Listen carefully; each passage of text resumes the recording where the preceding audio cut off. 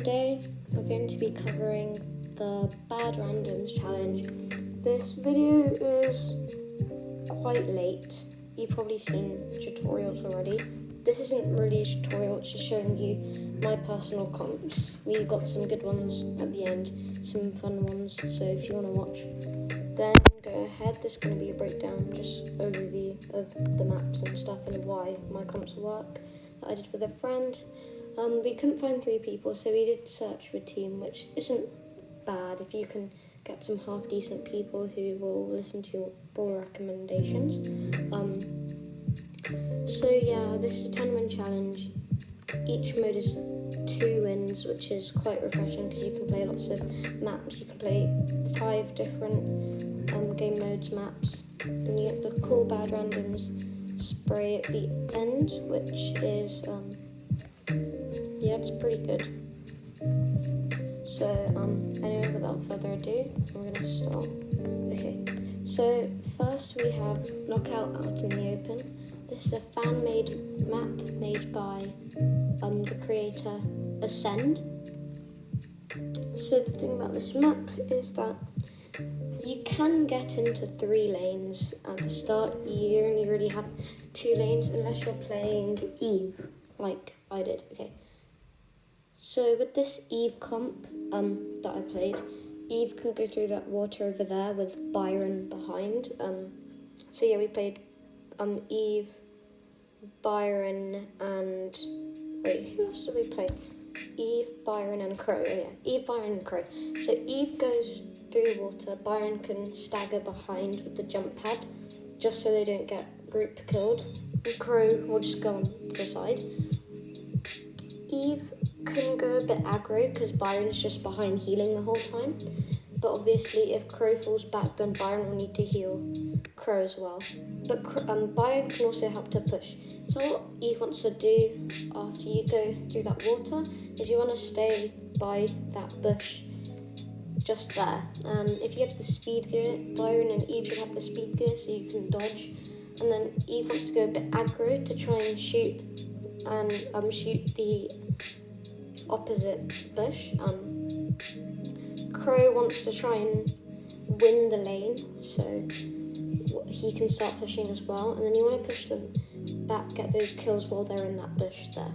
So once you've done that, then you'll go on to the next one. But let's see some replays first of how I did it. So this is Out in the Open. We did Eve, Crow, and friendly went Byron. So we'll play, I think, this one. This one probably had a better comp than the first one, I think, because it's the first stage and everyone, people just playing with randoms. So at least they had an okay comp. They had an Eve comp as well. Okay, but anyway, so yeah, we might not go through the whole match, but this is what we went. So Eve can go a bit aggro. Obviously, Crow is falling a bit, so he has to pop a gadget. Byron's just healing. I can get behind this Brock here and just deal some damage. And then obviously, this isn't up to a great start because I do get taken down by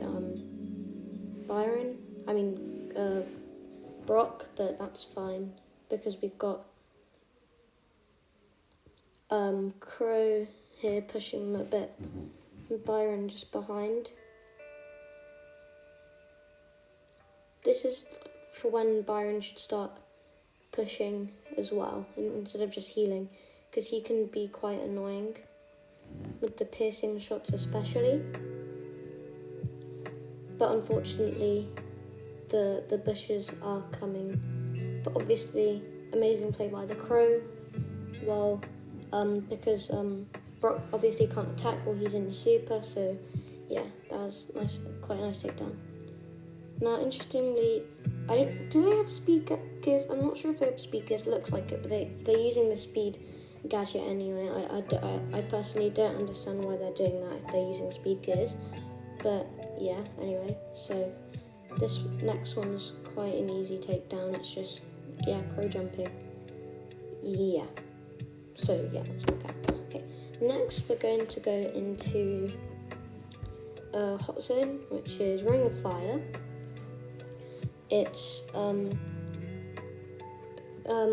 quite a nice map if you can assert dominance in the bush.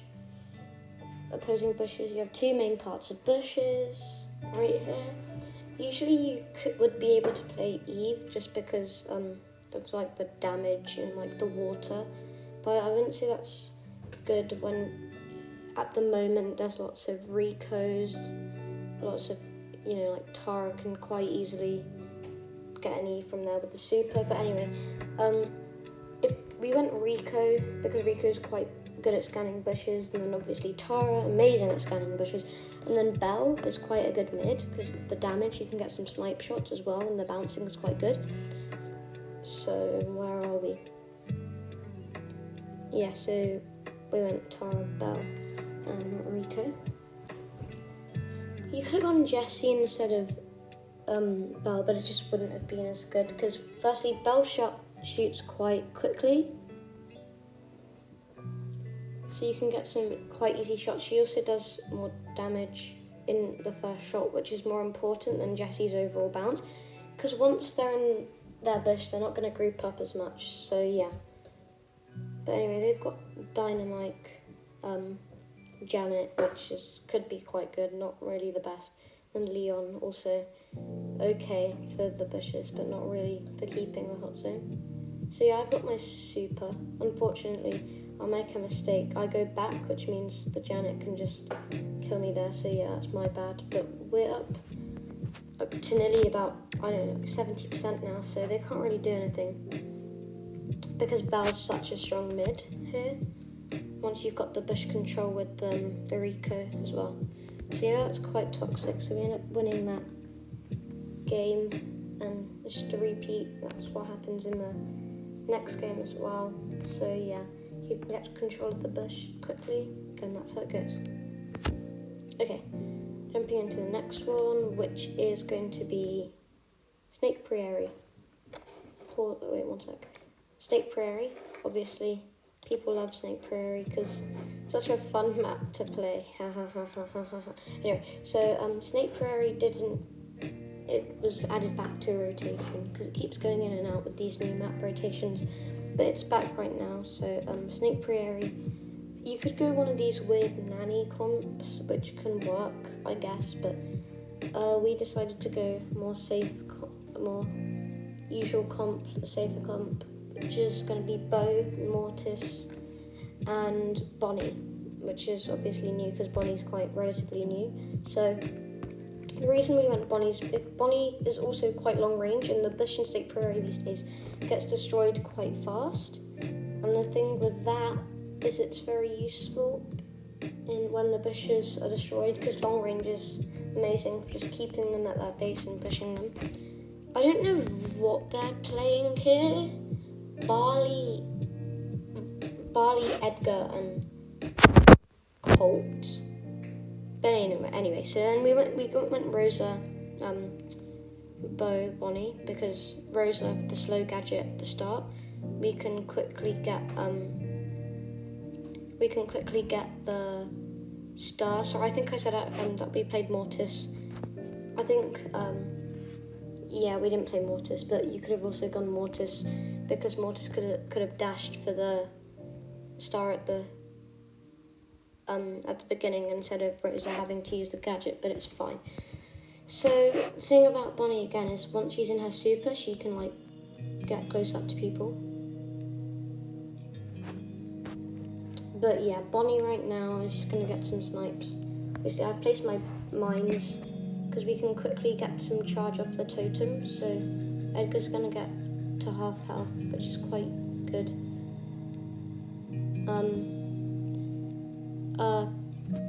Unfortunately, Colt misses the mine, which is fine because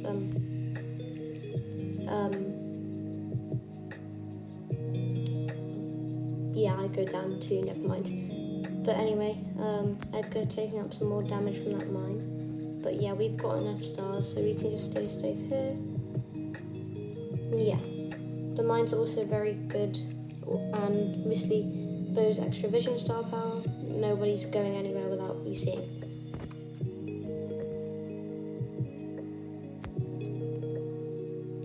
Also, if Bo stays relatively close to his teammates, then they all have that vision, so yeah.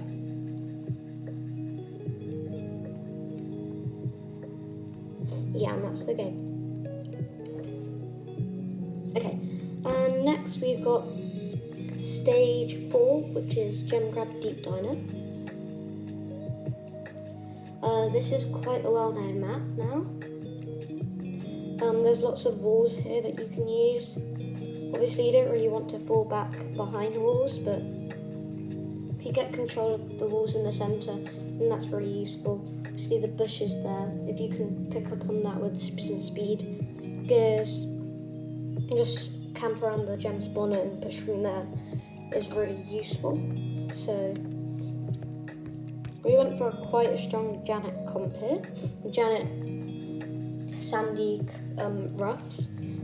And this is, I think we're just going to go straight, for the first one, because this is an example of why Janet is amazing. Because Janet, the thing about Janet, right, is Janet can just get behind them if you're losing, and then you're instantly pressuring them, because you can do splash, you can do piercing, and then you can, once you've got the gems, you can use the gadget to just jump away behind the walls. So we do take control. Obviously Janet goes down at the start of this game in Bounty here, but that's, so it's fine for now, but unfortunately I'm going to go down with the Colt Super right here. So they've got the 5 gems. Then watch here, straight out of spawn, Kenzo going Janet right here. He's going to go straight into the Janet Super. Now we're instantly behind them, so dealing some good damage to the other Janet and to the Poco. Now because we're behind them, they're focused on him instead. Obviously he pops the gadget so he doesn't die, so he's still on their case. Already dropping some gems here, and then just getting that Poco from here. Straightforward, just do the usual. Basically escaping with the gadget, really good. Yeah, and that's the countdown. Obviously the Colt's here, but that's fine. He does go down, but we do manage to get some gems without the Colonel Ruffs dying. Somehow Janet didn't have enough ammo or something. I don't know what happened there. But yeah, I have to pick up the gems again, just popping my gadget just in case. Don't need it. And yeah, that's the game from here. We go into the countdown. And yeah, that's Gem Grab for you guys. And lastly, we have Wipeout Infinite Doom. Such a fun, classic map. Well, not classic, because it's not that old, I guess. This by Mordius, one of the more prominent creators here of maps. The thing about this is like the walls behind the infinite shape don't really matter, so I wouldn't focus on this, but obviously the infinite shape in the middle, you want to focus on staying behind the walls, and you also want to focus on slowing right at the start, because if you have slowing brawlers, what happens is the bushes get destroyed quite quickly anyway, so if you can get some slow on them, then you have more power, and obviously the bushes go down, and then you need to kind of hold that up. So we went for some like good comps here. Unfortunately, this wasn't like a 10-0 run, it was 10-2, because we lost 2 in Wipeout, because the random decided that he wanted to switch to Daryl when we lost one, which didn't work at all. But anyway, we suggested him Crow on this last one here in Wipeout, and Crow can get some nice slow. Obviously, this isn't really a slowy comp. I still don't understand why they're playing Pam here. Why is Pam even useful? Like if Shelly sneaks up on Fang, for example, you can just stun the Shelly. We got up to a good start. Obviously, Kenzo goes down, but now we have control of the bush. However, they're all alive, and so Crow is in a bit of trouble. Luckily, we're able to get alive again, just pushing them down. So yeah, we get some good combos like that with my super and then Fang's double kill. Get some insane double and triple kills with this. You just have to wait until Tara drags everyone in, and then yet again triple kill. the second super. It's just really effective. We're already on 8 kills.